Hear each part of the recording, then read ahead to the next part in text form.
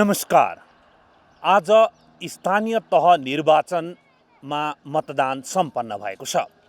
मतदान सामान्यतः छिटपुट घटना बाहेक शान्तिपूर्ण रूपमा सम्पन्न भएको निर्वाचन आयोगले बताएको छ। लगभग देशभरिको स्थिति हेर्दा निर्वाचन सहज र शान्तिपूर्ण रूपमा नै सम्पन्न भएको छ। स्थानीय तह निर्वाचनका क्रममा आज विभिन्न मतदान केन्द्रमा तोडफोड विवाद कुटाकुट हुँदा दर्जनौं बढी घाइते भएका छन्। केही स्थानमा गोली पनि चलेको छ। यी केही घटना बाहेक निर्वाचन देशभर शान्तिपूर्ण, उत्साहजनक र भयरहित वातावरणमा सम्पन्न भएको निर्वाचन आयोगले जनाएको छ। दोलखा, सर्लाही, रामेछाप, पर्वत, हुम्ला र बाजुराका केही मतदान स्थलमा सामान्य विवादका कारण मतदान कार्य अवरुद्ध भएको छ भने अछाममा पञ्चदेवल विनायक नगरपालिका वडा नम्बर 5 लयाटी र साफेबगर नगरपालिका 13 बाब्लामा पनि मतदान स्थगित भएको छ। काभ्रेको 5 खाल नगरपालिकाको वडा नम्बर 13 स्थित श्रीराम माध्यमिक विद्यालय मतदान केन्द्रमा एक समूहले मतपेटीका तोडफोड गरेपछि मतदान स्थगित भएको छ। सप्तरीको डाक्नेश्वरी नगरपालिका 2 स्थित हिरबा मावि मतदान केन्द्रमा मतदान अधिकृत कुटिएपछि स्थगित भएको मतदान जेठ 1 मा हुने भएको छ। विवाद कुटाकुट लगायतका घटनाका कारण स्थगित भएका मतदान केन्द्रको हकमा भने आयोगले औपचारिक रूपमा पुष्टि गर्न बाँकी छ। तनहुँको व्यास नगरपालिकाको मेयरका स्वतन्त्र उम्मेद्वार दीपकराज जोशीमाथि कुटपिट भएको छ। स्याङ्जाको वालिङ 14 अर्खल बासमा मतदाता बोकेको जीप दुर्घटना हुँदा एउटै वडाका 14 जनाको मृत्यु भयो। वालिङको सिख्रेबाट तिवारी पसलतर्फ आउँदै गरेको G2C3026 नम्बरको जीप पञ्चमूल अर्खल बास स्थित भित्री सडक खण्डमा अनियन्त्रित भई सडकबाट खसेको थियो। रुकुम पश्चिममा नेपाली काङ्ग्रेसका उम्मेद्वार सवार गाडीको ठक्करबाट एकजनाको मृत्यु भएको छ। सुदूरपश्चिमका बझाङ र बाजुराका 4 मतदान केन्द्रमा प्रहरीले 10 राउन्ड हवाई फायर गरेको छ। सबै स्थानमा नेपाली काङ्ग्रेस र नेकपा एमाले बीच झडप भएको बताइएको छ। गोर्खाको भीमसेन थापा गाउँपालिका 2 तारा खसे मतदान केन्द्रमा गोली चलेको छ। नेपाली काङ्ग्रेस र नेकपा माओवादी केन्द्रका कार्यकर्ता बीच भएको झडपलाई नियन्त्रणमा लिन प्रहरीले गोली चलाउँदा मतदान केन्द्रमा खटिएकी स्वयंसेविका मनिषा थापा घाइते हुनुभएको छ। मतदानका क्रममा केही राजनीतिक दलहरूले आचार संहिता उल्लङ्घन गरेका छन्। जनता समाजवादी पार्टीका संघीय परिषदका अध्यक्ष डाक्टर बाबुराम भट्टराईले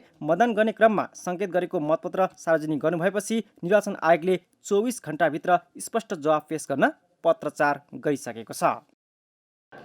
आज न्युज गृह एनालाइसिसको यो अङ्कमा हामी सिंहदरबार अगाडि आइपुगेका छौँ। सिंहदरबार अगाडि किन आइपुगेका छौँ भने 2074 सालको स्थानीय तह निर्वाचनपछि अब सङ्घीय लोकतान्त्रिक गणतन्त्रमा गाउँ गाउँमा सिंहदरबार भन्ने नारा स्थापित भएको थियो। तर उम्मेदवारहरूले जितिसकेपछि उहाँहरूले काम गर्ने शैली जसरी अगाडि बढ्यो, गाउँ गाउँमा सिंहदरबार होइन, गाउँ गाउँमा भ्रष्टाचार पुग्यो भन्ने मानक स्थापित हुन पुग्यो। यो भ्रष्टाचार गाउँ गाउँमा पुग्दा हामीले चाहेको समृद्धि र समृद्ध नेपाल, सुखी नेपाली अथवा हरेक नागरिकको जनजनको चाहना जुन हो त्यो पुरा हुन पाएन। 5 वर्ष बितेर गयो। आज फेरि सिंहदरबार अगाडि उभिएर म के भन्दैछु भने 2079 सालको स्थानीय तह निर्वाचनपछि के साँच्चै गाउँ गाउँमा सिंहदरबार पुग्छ अथवा यो सिंहदरबारभित्र भएको भ्रष्टाचार मात्रै गाउँ गाउँभित्र पुगेर गाउँ गाउँमा भ्रष्टाचारको नारा अझ थप पुष्टि हुन्छ? गाउँ गाउँमा भ्रष्टाचार भन्ने नारा स्थापित हुनुमा सिंहदरबारको दोष थियो अथवा गाउँ गाउँमा रहेका स्थानीय तहको दोष थियो? यो खोज्न जरुरी छ हरेक नागरिकले। गाउँ गाउँमा भ्रष्टाचार पुग्यो भने त्यसको कारण सिंहदरबारमा रहेका नेतृत्वको दोष हो अथवा सिंहदरबारमा रहेका नेतृत्वको कपी गर्ने स्थानीय तहमा रहेको नेतृत्वको दोष हो। स्थानीय तह पूर्ण रूपेण अधिकार सम्पन्न छ। आफ्नो विकासको लागि उसले निर्णयहरू गर्न सक्दछ। केही कानुनहरू बनाउने कुरामा सङ्घीय सरकारको गल्ती कमजोरी रह्यो होला, तर स्थानीय तहले चाहने हो भने आफ्नो क्षेत्रको विकास गर्नका लागि उसले सहजै सक्दछ। तर गाउँ गाउँमा जितेका नेतृत्वहरू, स्थानीय सरकारका प्रमुखहरू जसरी प्रस्तुत भए, जनताले के बुझिरहेका छन् भने गाउँ गाउँमा भ्रष्टाचार स्थापित भयो। के अबको 5 वर्षमा यो तोडिन्छ? के अबको 5 वर्षसम्म हरेक मतदाताले आफूले मत दिएको उम्मेदवारलाई र दललाई खबरदारी गरिरहन सक्छ, जसका कारण अब गाउँ गाउँमा भ्रष्टाचार होइन साँच्चै सिंहदरबार स्थापित हुन पुग्छ? आजको न्युज गृह एनालाइसिसमा हामी यसै विषयमा चर्चा गर्दैछौँ। यसका साथै आज दिनभरिको निर्वाचन गतिविधि र कहाँ कहाँ कस्तो अवस्थामा निर्वाचन भयो यो कुरा पनि हामी आज गर्नेछौँ। मतदातासँग कुरा गर्नेछौँ र उम्मेदवारहरूसँग पनि कुरा गर्नेछौँ।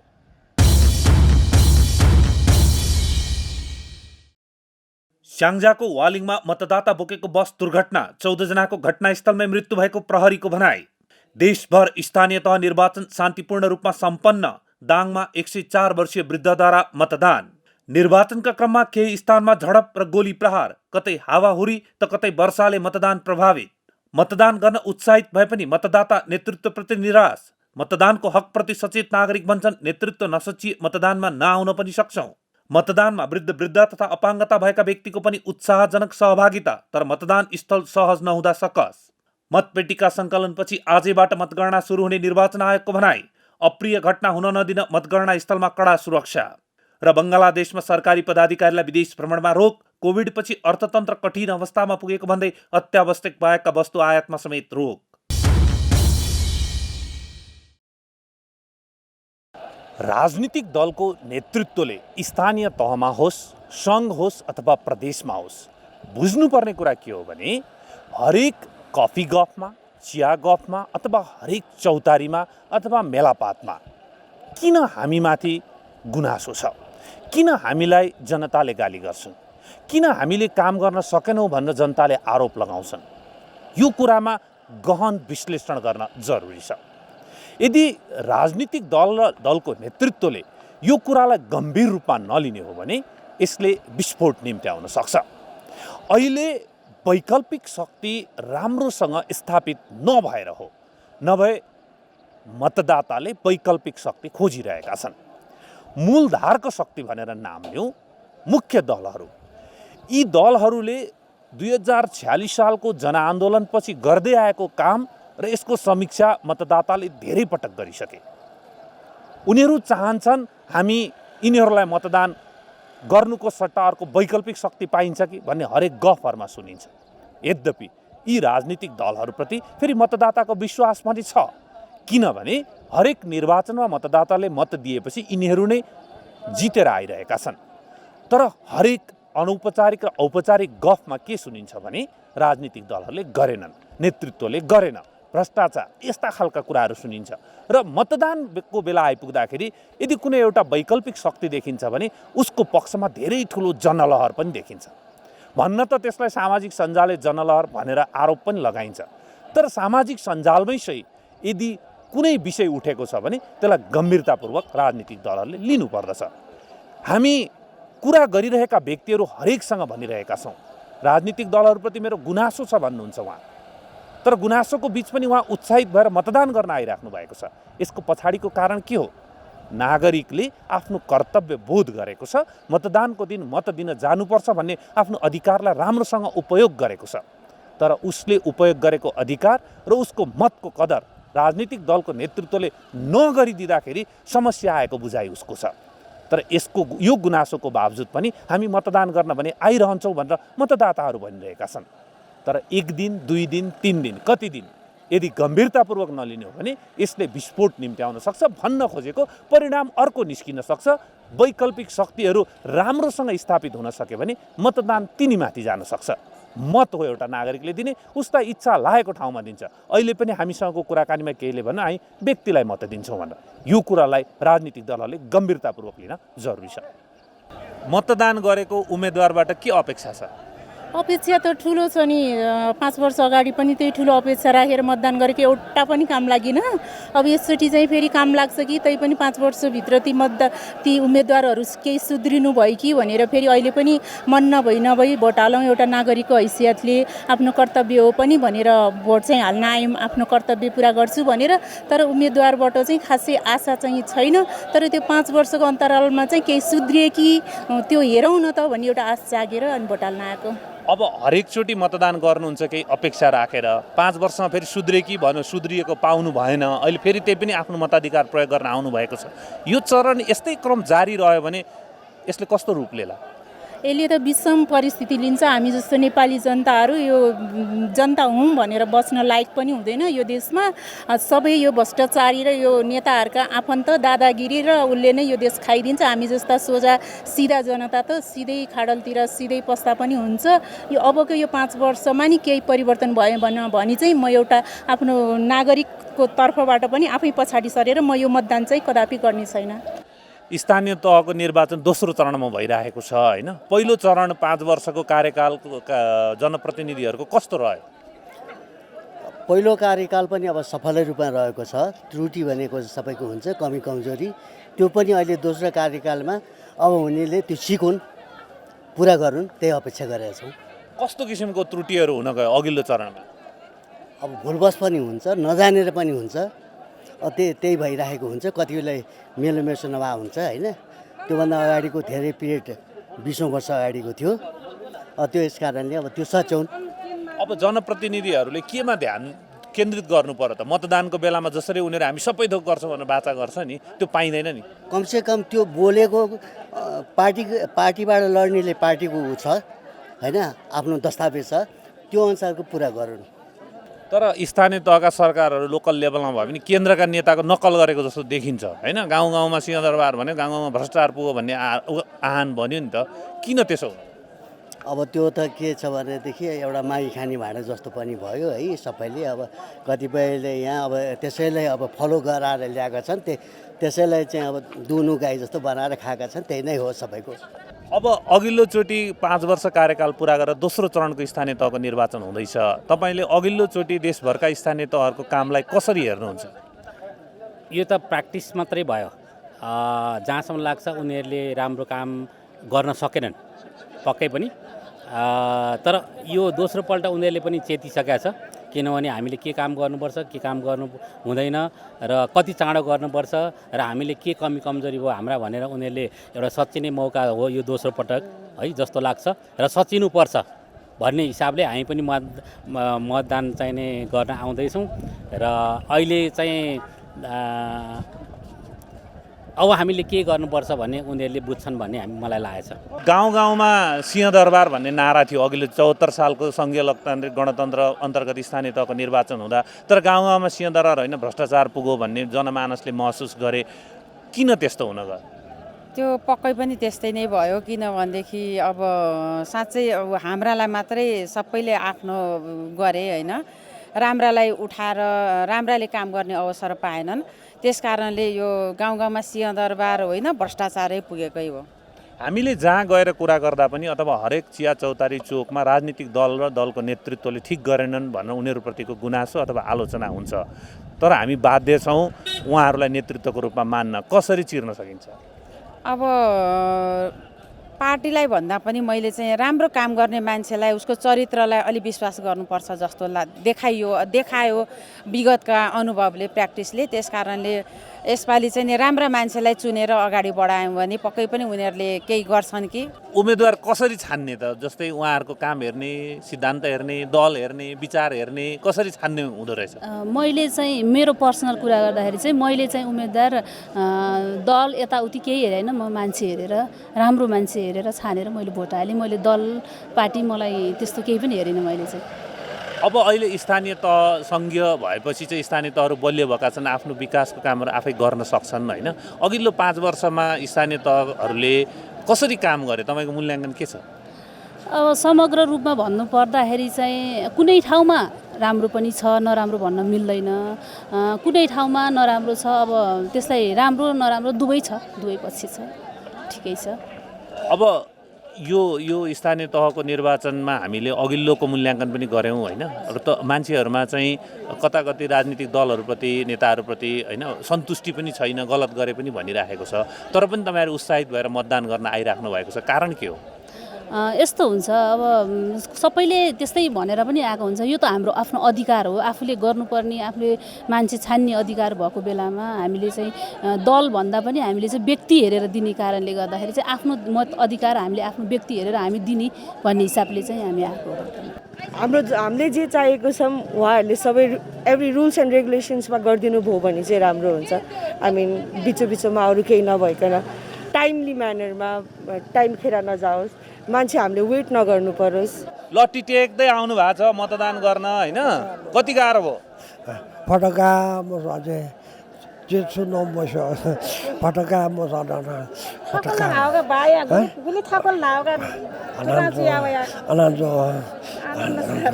गाह्रो भयो कि भएन? आनन्द भयो? भोट हाल्नु भयो? उहाँहरू जस्तो मतदाता पनि हुनुहुन्छ जो लट्ठी टेकेर यति गाह्रो गरी पनि मतदान गर्न आइराख्नु भएको छ। मतदान र मताधिकारको हकप्रतिको यो विश्वासलाई राजनीतिक दलहरूले बुझ्न जरुरी छ। जुन दिन यो हक र यो दुःख गरेर आउने मतदाताको मनमा जति गरे पनि हुँदो रहेछ भन्ने खालको वितृष्णा जाग्नेछ, त्यो दिन विस्फोटको अवस्था आउँछ। त्यो विस्फोटको कुनै पनि रूप हुनसक्छ। मतदान गर्नुभयो? मतदान गरियो। अहिले जसलाई मत दिनुभयो नि ऊबाट के अपेक्षा छ त? अपेक्षा भने त हजुर यो गणतन्त्र आइसके पश्चातको 10 लाखको बिल पेस गरेर करोड खाँदा पनि केही फरक परेन। राज्यले अनुगमन गर्दैन, राज्यको व्यवस्था अन्तर्गत चलेको व्यवस्था होइन। यो चाहिँ नि छिडेक मान्छेहरूको निम्ति स्वार्थको निम्ति मात्र यो गणतन्त्रको आवश्यकता। 884 राजाहरू यहाँ रहेको देश, यो अवस्थामा अपेक्षा गरेर होइन तैपनि सुधारिन्छन् कि भनेर मतदान गरिएको हो। सुधारिने अवसर चाहिँ अब छैन नै होइन, किनभने यही स्थितिले हेर्ने हो भने चाहिँ हाम्रो देशलाई यति धकेलियो पुरै नगरौँ। यति माया लाग्छ हामीलाई। म 70 वर्षको मलाई देशको अति माया छ। मलाई सम्पत्तिको मेरो माया छैन, तर मलाई देशको माया छ। तर त्यो देशलाई कसरी बचाउने भन्ने कुरो अबका युवा पङ्क्तिले सोच्नुपर्ने कुरा बेला आएको छ। त्यो आएन भने देश हाम्रो धरापमा पर्छ। यहाँको नेतृत्व पङ्क्तिहरूले जुन किसिमको व्यवहार गर्नुभएको छ, यो देशलाई राम्रोसँग पाल्ने पोषण गर्ने तरिकाको छैन। जहाँ हामीलाई 180वटा उद्योगहरू त यो देशबाट बेचेर खाइसक्यो भने अब देशमा विकास गर्लान् भन्ने के आश राख्नु छ र? तैपनि अलिकति सुधारिन्छ कि भनेर मत दिएको मात्र हो, तर यो मतले केही हुनेवाला छैन है। अलिकति भए पनि सुधारिन्छ कि भन्ने अपेक्षा छ। यही कुरा हामी लगातार दोहोऱ्याइरहेका छौँ। राजनीतिक दलले यसलाई बुझ्न जरुरी छ। राजनीतिक व्यवस्था धेरै परिवर्तन भयो, संविधान धेरै लेखिए, तर हरेक जुन व्यवस्थाको गल्ती कमी कमजोरी औँल्याएर परिवर्तन गरियो त्यसपछि नयाँ व्यवस्थामा फेरि आफूले त्यही काम दोहोऱ्याउँदाखेरि जनतामा वितृष्णा आएको, मतदातामा वितृष्णा आएको। ठिकै छ, एकचोटि दुईचोटि तीनचोटि ढाँट्न सकिएला, तर लगातार ढाँट्न सकिँदैन र नेतृत्व राजनीतिक दल गम्भीर हुन जरुरी छ। घोषणापत्रमा पुरा गर्न नसकिने कुराहरू नलेखे पनि हुन्छ, तर जे लेखिन्छ त्यो अक्षरशः पालना गर्न सक्नु पर्यो। नभए लगातार हुने आवधिक निर्वाचनले एक दिन बढार्ने नै छ। जो जिम्मेवार हुन्छ, जो बाचामा सही खरो उत्रिन्छ, उसलाई मात्र भोलि मतदान गर्नेछन् मतदाताहरूले। मतदान गर्नुभयो नि, जुन दल जुन उम्मेदवारलाई मतदान गर्नुभयो नि तपाईँले, त्यो उम्मेदवार त्यो दलबाट अब के अपेक्षा छ? अब राम्रै अपेक्षा गरेको छु। अब राम्रै काम होस्, हामी चाहिँ त्यही भन्न चाहन्छु। अघिल्लोचोटि पनि गर्नुभएको थियो मतदान होइन? अघिल्लोचोटि मतदान गरेको उम्मेदवारले कस्तो गर्यो त? राम्रो गर्यो? ठिकै छ। त्यति राम्रो पनि छैन, त्यति नराम्रो पनि छैन। उम्मेदवारले मतदाताको लागि के गरिदिनुपर्छ? के आवश्यकता हो? आवश्यकता त अब धेरै छन्। युवाहरूलाई चाहिँ अब राम्रो काम चाहिँ दियोस्, राम्रो चाहिँ कारखानाहरू खोलोस्। मत दिनुभयो नि, त्यो मत दिएको उम्मेदवारले तपाईँले जसलाई दिनुभएको छ त्यसले अब कसरी काम गर्नुपर्छ? अब गरिब दुखीहरूलाई हेर्न पर्यो, विकास गर्नु पर्यो, राम्रो गर्नु पर्यो। अब हामी जस्ता पीडितहरूलाई न्याय दिलाउनु पर्यो। सबभन्दा म पीडित छु। अब अघिल्लोचोटि पनि तपाईँले मत दिनुभएको थियो होइन? त्यो उम्मेदवारले कसरी काम गर्यो त? अब सबैले राम्रै गरेछ, अब नराम्रो भन्न मिल्दैन कसैलाई नि होइन। आफूले मत दिएको उम्मेदवारले गरेको काम चित्त बुझाएछ। नेपाली जनताहरूले मेरो विचारमा त्यस्तो धेरै चाहिँ चाहेको छैन क्या। आनन्दले बाँच्न पाइयोस् होइन, खानेपानीदेखि लिएर सरसफाइदेखि लिएर बाटोघाटो राम्रो होस्, त्यति मात्रै त नि। त्यस पछाडि चाहिँ अनि विकासको कामहरू भन्ने कुराहरू भन्ने हुन सक्ला होइन। अब त्यो कुरामा नै नेपाली जनताहरू चाहिँ अल्झेको त्यति पनि नपाएको भएर मात्रै दुःखी भएको, नत्र चाहिँ नेपाली जनता खुसी खालको मान्छे हो जस्तो लाग्छ मलाई। अघिल्लोचोटि पनि मत दिनुभएको थियो होइन? त्यो उम्मेदवार कतिको खरो उत्र्यो त? मत मैले जे कारणले जसरी विश्वास गरेर दिएको थिएँ त्यस्तो गर्यो गरेन? टु सम एक्सटेन्ट त गरेको नै हो हुन चाहिँ। अब त्यस्तो नगरेको नि भन्न चाहिँ मिल्दैन, तर जतिसम्म गर्न सकिन्थ्यो भन्ने हामीलाई लागेको थियो त्यतिसम्म चाहिँ अलिकति भएन कि भन्ने मात्रै हो। तपाईँले अहिले मत दिनुभयो नि, त्यो मत दिएको उम्मेदवारले अब कतिको विश्वास लागेको छ काम गर्छ होला भन्ने? धेरै नै विश्वास लागेको छ। उनीहरूले इन्टरभ्यू दिए अनुसार है, अरू सरकार त हेर्नु नै सक्यो होइन, धेरै सरकारहरू हेरिसक्यो होइन। माओवादी पनि हेऱ्यो, राप्रपा पनि होइन, सूर्य पनि हेऱ्यो होइन, रुख पनि हेऱ्यो होइन, काङ्ग्रेस पनि हेऱ्यो, अब गर्छ कि भन्ने आश छ। अघिल्लोचोटि पनि दिनुभएको थियो नि भोट, अघिल्लोचोटि दिएको उम्मेदवार चाहिँ कस्तो रह्यो त? मलाई ठिकै लागेन। अब अहिले चाहिँ के अपेक्षा हो, के आवश्यकता हो त? तपाईँले भोट दिइसकेपछि मैले यस कारणले भोट दिएँ, यो हुनुपर्छ भन्ने त्यो काम त जे होस्, आफ्नो छोराछोरीहरू बाहिर जानु नपरोस्, यहीँ बसेर काम गर्नु परोस् होइन। आमा बित्छ छोराहरू हुँदैन, बाउ बित्छ छोराहरू हुँदैन होइन। त्यही भएकोले छोराछोरीहरूलाई पनि यहीँ काम पाओस्। अब तपाईँले जसलाई मत हाल्नु पनि आज त्यो उम्मेदवारबाट के अपेक्षा छ? अब खासै भन्नुपर्दा चाहिँ उम्मेदवारबाट अपेक्षा चाहिँ केही पनि छैन। हामीले मताधिकारको प्रयोग गऱ्यौँ। जनतालाई, नेपाली जनतालाई चाहिँ यो राजनीतिक पार्टीहरूसित वितृष्णा छाइसकेका छ। बोलेको जस्तो कुरा, बोलेको जस्तो काम केही गर्दैन। विकासको नाममा अघि त अब यहाँ मैले सुने शिक्षाको बारेमा त्यस्तै गन्जागोल छ। विदेश जानु परेको छ युवाहरू 45 डिग्रीको घाममा। यो राजनीतिक पार्टीबाट चाहिँ यो विदेश जान नपर्ला कि? मैले एकैछिन तपाईँलाई ऊ त्यस्तो व्हिल चेयरमा बसेर चाहिँ दुःख गरेर मतदान गर्न आउनुभएको छ। तपाईँ जस्तै मतदाता हुनुहुन्छ, तपाईँ पनि के भनिराख्नु भएको छ भने राजनीतिक दलहरूप्रति चाहिँ वितृष्णा छ, तर पनि म मताधिकारको प्रयोग गर्न आइरहेको छु भन्नुभएको छ। यो त्यो ऊर्जा, व्हिल चेयरमा आएर मतदान गर्ने ऊर्जा, तपाईँको यो ऊर्जाको कारण के हो? न गर्छन् कि भन्ने आश, न केही गर्छन् कि फेरि पनि भन्ने आशले मात्रै आएर गरे हो, भोट मतदान गरे हो। हामी नेपाली हौँ, हामीले मतदानको प्रयोग गर्नुपर्छ भन्ने मात्रै गरे हो। निर्वाचनबाट मतदाताको, नेपाली मतदाताको अझ विशेष गरेर भनौँ त्यति धेरै ठुलो चाहना अपेक्षा रहँदैन। हुन त राजनीतिक दलहरूले घोषणापत्रमा ठुल्ठुला प्रोजेक्टहरू देखाइरहेका हुन्छन्, तर एउटा नेपाली मतदाताको इच्छा चाहिँ के छ भने मेरो छोराछोरी शिक्षाको लागि, रोजगारको लागि बाहिर जानु नपरोस्, मेरो छोराछोरीसँगै बसेर म खाना खान पाऊँ। एकजना मतदाता भन्नुहुन्छ आमा बित्यो, बाउ बित्यो, छोराछोरी यहाँ छैन, विदेशमा हुन्छ। त्यो अवस्था यो निर्वाचनले हटाउन सक्यो भने म खुसी हुनेछु भन्नुहुन्छ। यो एकदमै सामान्य कुरा हो।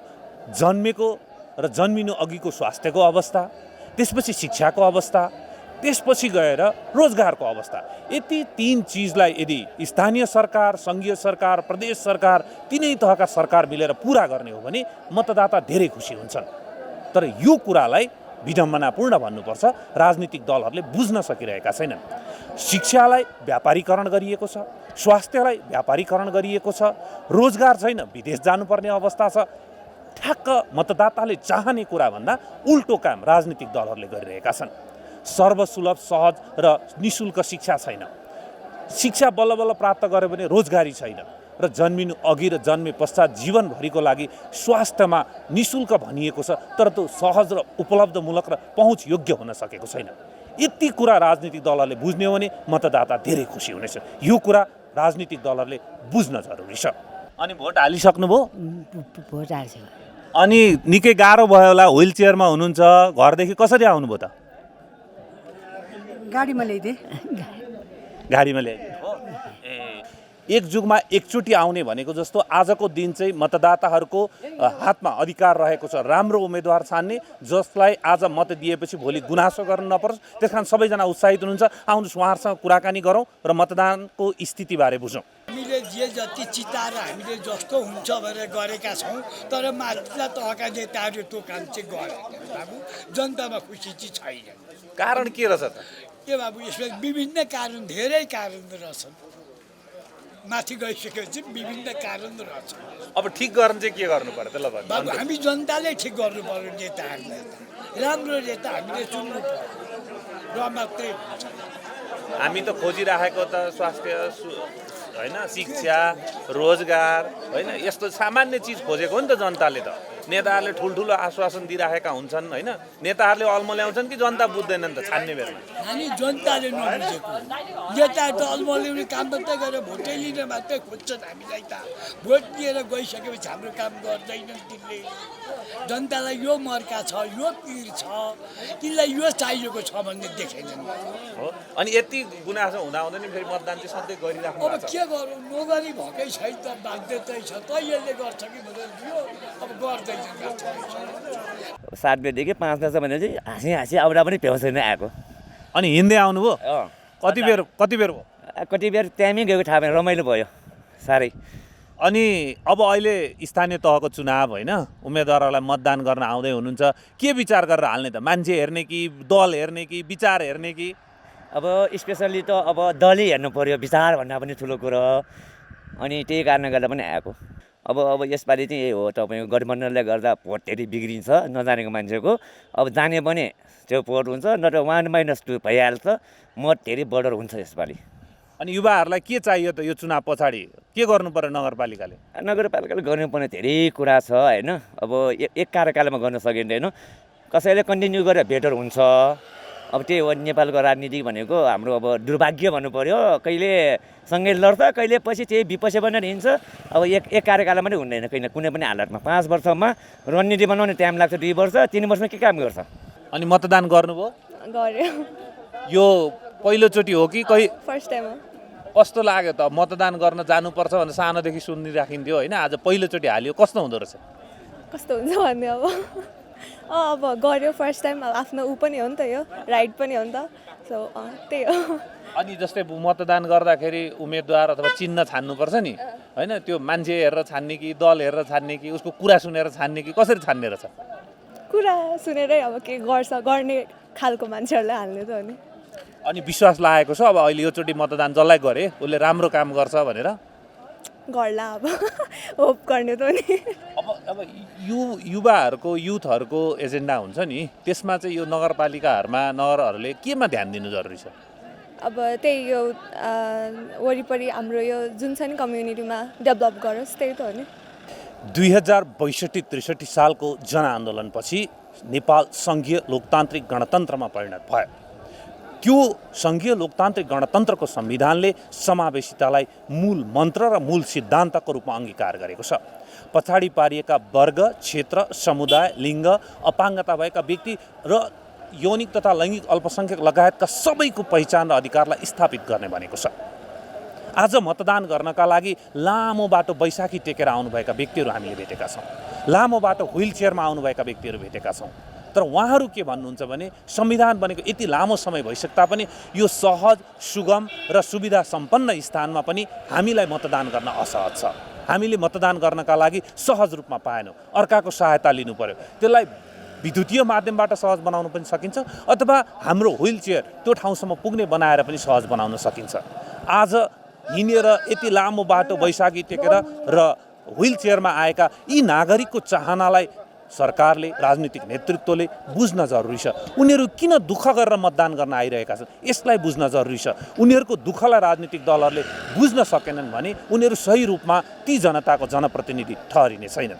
यहाँसम्म आउन तपाईँलाई गाह्रो भयो कि भएन? गाह्रो भयो मलाई, एकदमै गाह्रो भयो। गाह्रो छ, गाडी छैन, बिस्तार आएँ।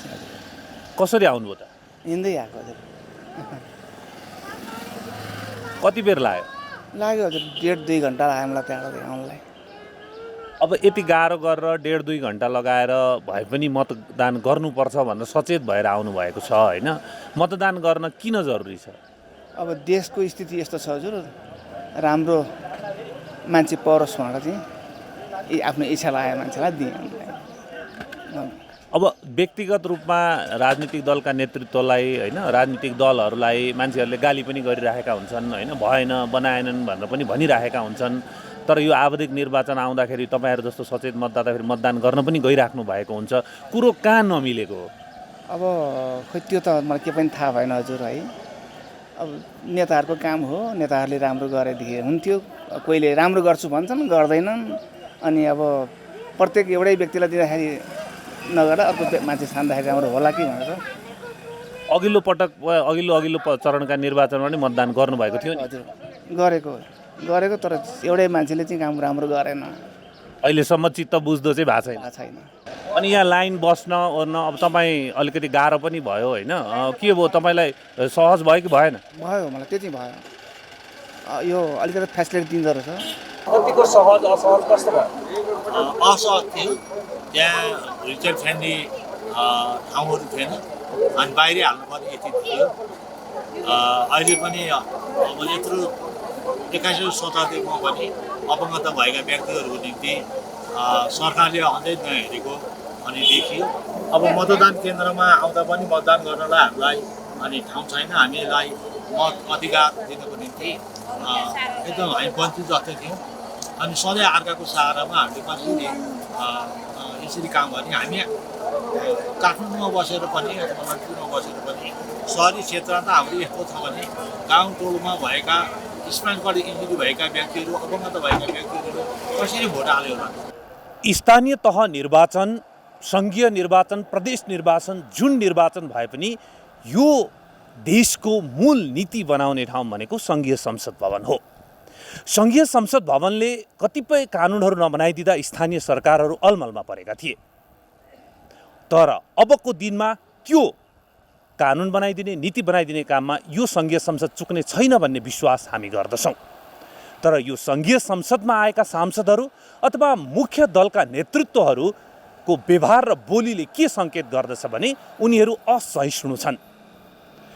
सङ्घीय संसदमा बसेर सरकार चलाइरहँदा संविधान मिच्नेदेखि लिएर सङ्घीयताका विरुद्धमा बोल्नेसम्मका कुराहरू तत्कालीन प्रधानमन्त्री अथवा राजनीतिक दलका नेताहरूबाट भए।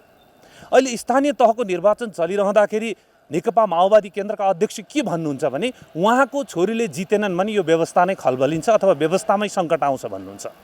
कि एउटा भरतपुरमा उहाँको छोरीले नजित्दैमा हामीले दुःख गरेर ल्याएको सङ्घीय लोकतान्त्रिक गणतन्त्र भत्किन्छ? यो उहाँले कसरी सोच्नु भएको छ? मुख्य प्रश्न यो। अर्कोतर्फ वर्तमान प्रधानमन्त्री शेरबहादुर देउवाकी पत्नी आरजु देउवा के भन्नुहुन्छ भने काङ्ग्रेसले जितेन भने तपाईँको वडामा बजेट कसरी आउँछ? के बजेट उहाँले दिने व्यक्तिगत पैसा हो? राष्ट्रको ढुकुटीबाट आउने पैसामा उहाँले कसरी त्यो अभिव्यक्ति दिन सक्नुहुन्छ?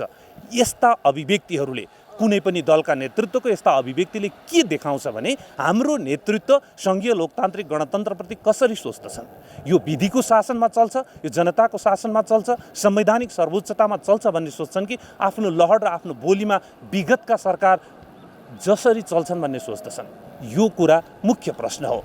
एउटा व्यक्ति स्वतन्त्र रूपमा उठेर यो सङ्घीय संसदमा आउन पनि सक्छ, स्थानीय तहको प्रमुख पनि हुन सक्दछ र प्रादेशिक संसदमा पनि जान सक्दछ। त्यो कुनै अमुक दलको सदस्य नहुन पनि सक्दछ। के त्यो अमुक दलको सदस्य नभएकै आधारमा उसले जनताको सेवा गर्न पाउँदैन त?